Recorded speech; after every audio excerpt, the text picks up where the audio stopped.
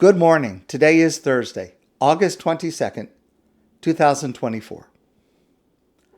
Last night, at the Democratic Convention in Chicago, Rachel and Jon Goldberg spoke in prime time about their son Hersh and the other hostages still in Gaza. This is not about politics, but I urge you to find the 8-minute video. You can find it online, and I urge you to watch it. I am sure that you will be moved to tears and filled with admiration at the dignity and the strength and the courage that this family has. On their way to the airport for the flight from Tel Aviv to Chicago, Rachel and Jon made time to sit for an interview with Daniel Gordis. And I want to share with you a little bit of that, but first let me preface. Since October 7th, I have refrained from directly addressing the merits of a deal to release hostages in exchange for the release of prisoners, many of them terrorists. And for a couple of reasons, but the primary reason is when hostages are suffering unimaginable conditions, and families and friends and many others around the world are hurting so deeply, I cannot bring myself to dispassionately discuss both sides of this dilemma and quote sources in Jewish law on both sides of the issue. I just can't do that.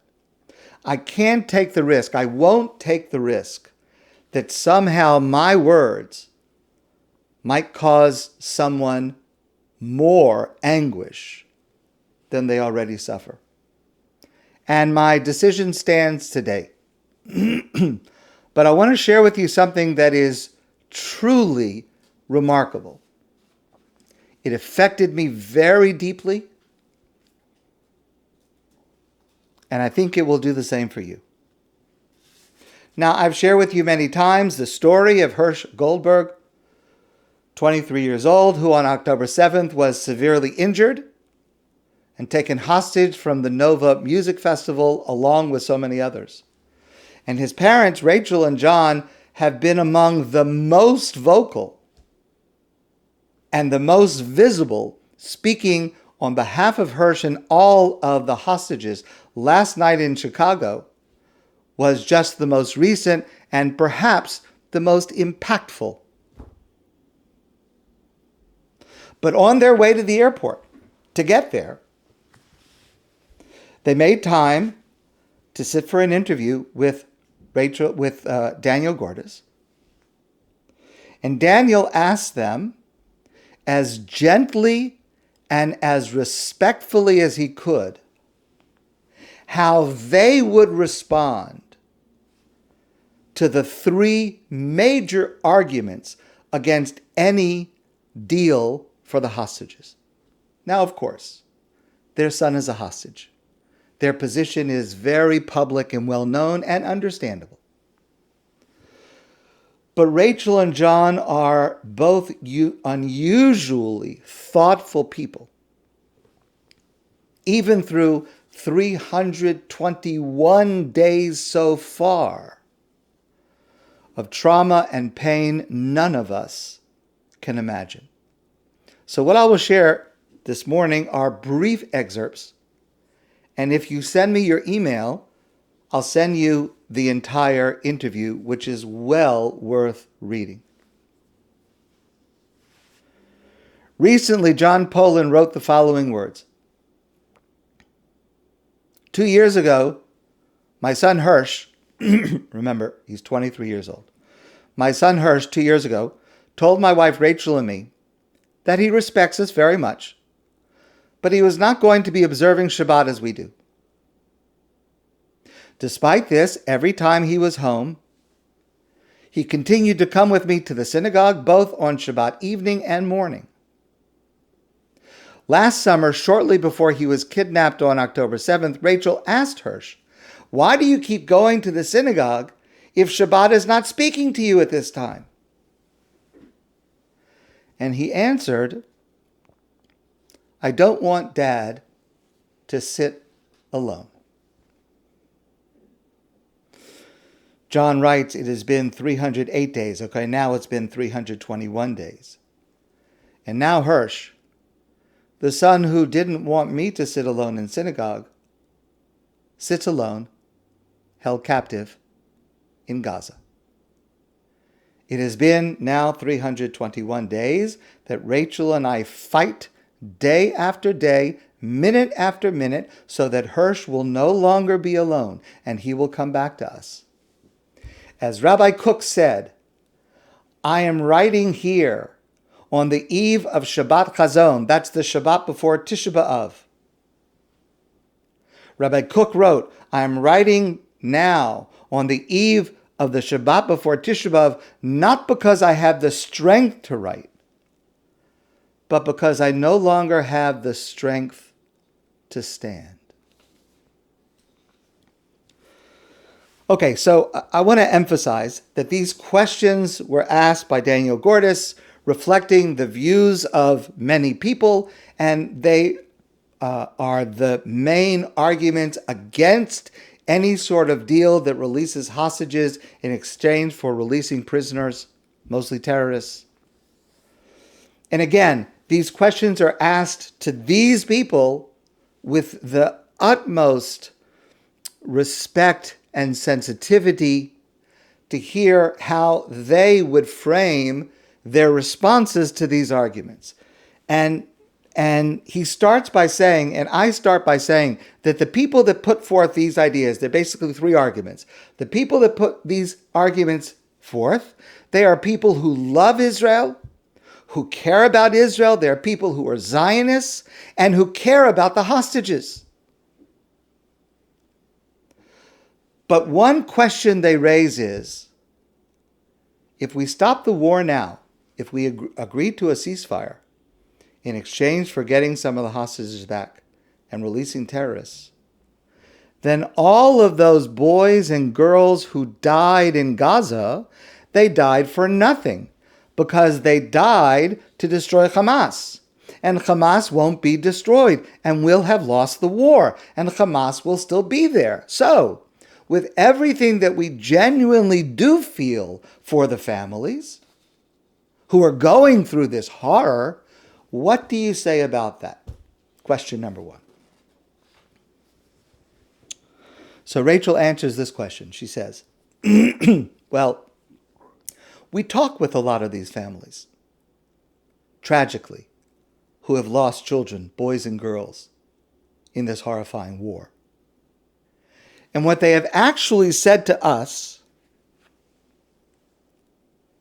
is that their children, their daughters and sons, will only have died in vain if we don't get, if we don't get the hostages, because their sons and daughters are only trying to get back the hostages. Of course, they're trying to destroy the people who are holding the hostages and the people who committed the atrocities, but their real motivation, when they would leave on Sunday morning after being home for just a very short pause, their motivation and what kept them going is the photo of one of the hostages that each soldier keeps in a pocket with them. That's what keeps them going.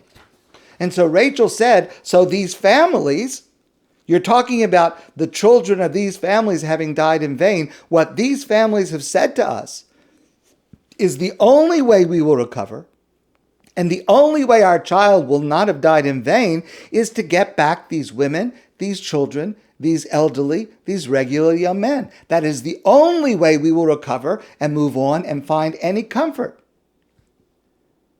And so it's very important to think on a national psychic level. of what it means to make sure that our brave soldiers have not died in vain. Okay, that's number one. The second issue is, of course, Gilad Shalit. It was a terrible deal.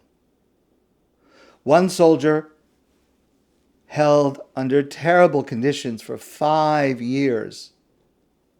And the deal that released him released more than 1,000 terrorists. And among those terrorists who were released was a man named Sinwar and a man named Diaf, who came back thoroughly knowing Israel, speaking Hebrew fluently, having in Sinwar's case, we discussed this, having in Sinwar's case been saved by an Israeli surgeon because he had brain cancer. We discussed this subject. So the question goes, again, with sensitivity and with respect, what kind of a crazy country, with all due respect to the unbelievably heartbreaking situation that we're in, what country looks at the horror at what's happened since October 7th and says, yeah, that was a really bad deal for Gilad Shalit. You know what I think? I think we should do it again. Who would say that? And again, this is from people who love Israel, from people who really do care about Hersh, and they care about the others. But they're trying to think as Zionists, and they're trying to think about the larger entity. How in the world does it make sense to do the same mistake that we did before, with the consequences that we are now seeing? So John answered this question.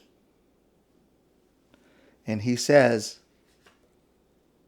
for over 75 years, it has been the ethos of this country, the state of Israel, that we would do anything to make sure that any soldier we are sending on a mission goes on that mission knowing beyond a shadow of a doubt that we will do whatever it takes to bring them home if they ever get taken.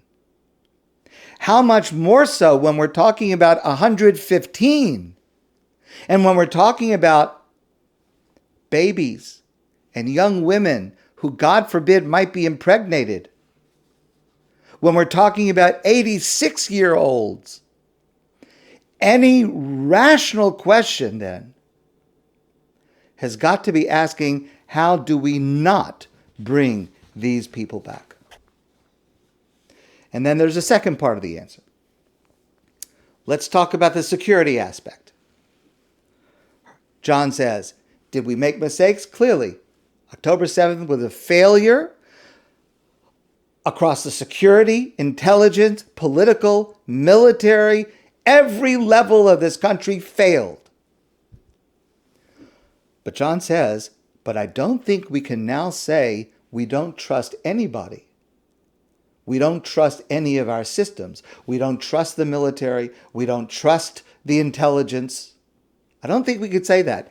It should not be on the back of 115 innocent hostages who have paid the price for 321 days so far. It makes no sense to say that they should keep paying the price rather than putting the onus on our military, political, intelligence establishment to do what they have to do to protect Israel, to protect Israelis.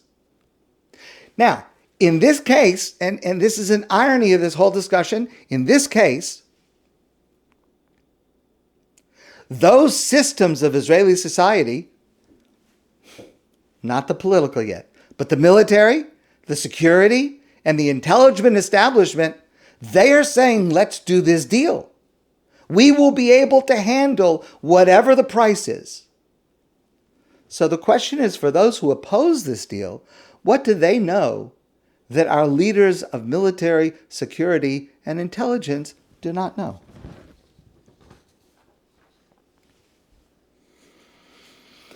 The third issue is a sentiment that Rachel and Jon and many others have stated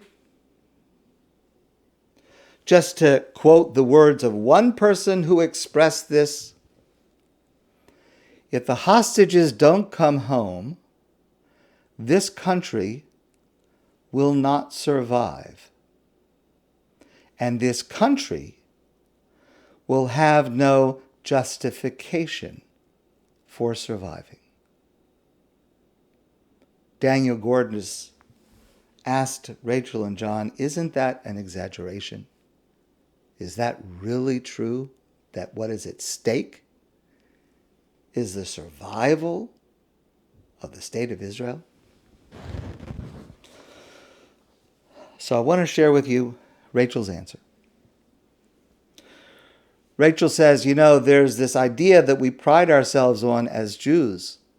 The famous line in the Talmud, Kol hamakayim nefesh achas b'Yisrael ki lukiyim olam mole. Whoever saves, whoever helps one individual has saved an entire universe, an entire world.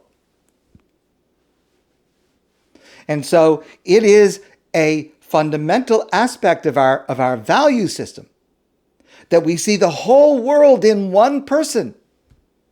And we don't just see one person as a drop in the bucket of the larger group. And I think she writes, she says, and I think if we decide to do the narrative of we're going to be like everybody else, and we're not going to go to the lengths that we as Jews go to do extraordinary things for our people, that's fine. I mean, not fine, but that's fine. But you are changing forever the narrative of what it means to be a Jew. And you need to be ready for that. Because we can never again say that we value a life in a different way than anyone else. And she says, I personally am not ready for that. Okay, now listen to this. This will tear you apart. But if people want to do that, meaning not to do the deal, you can't pick and choose. If we decide to leave those people there, you need to rewrite what it means to be a Jew forevermore. And when your children and grandchildren look at you, when you go to tuck them in at night and you say, I love you, sweet dreams, you also have to say, but if someone comes and drags you from your bed in the middle of the night, we're not coming for you. And you have to be ready to really look in your child or grandchild's eyes and say that, because that is what we will be teaching them forevermore, that we're not coming. John adds, we are a people who, with all our differences, we care about each other. We do irrational things for each other. We go to the ends of the earth for each other. And then John adds, I was talking on Sunday, that just yesterday, the day before, in the synagogue, we read the Parsha of Veschanan. We discussed this. And last week's Torah portion, the Parsha of Veschanan, contains the Aseret HaDibros, the Ten Commandments.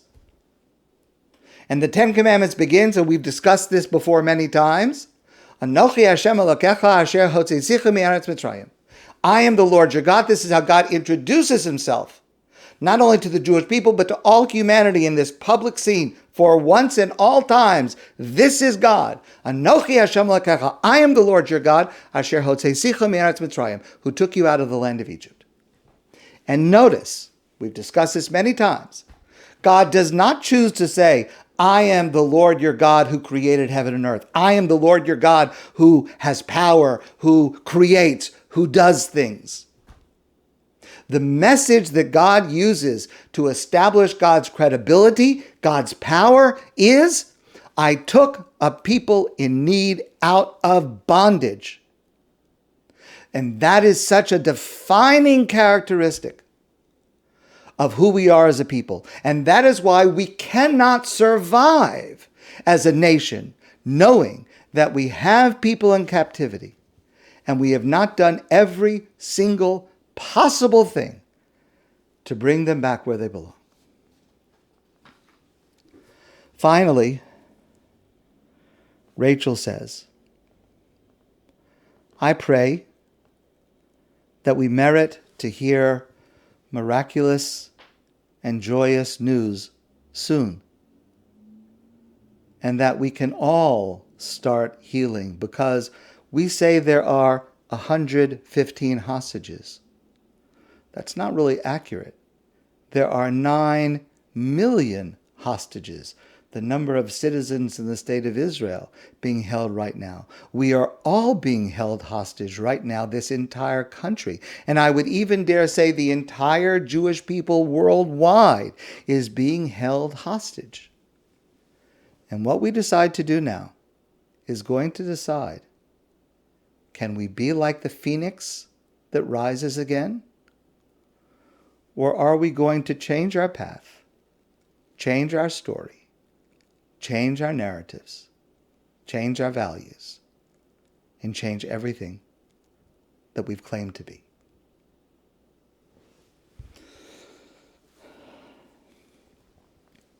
People of goodwill can disagree on this subject.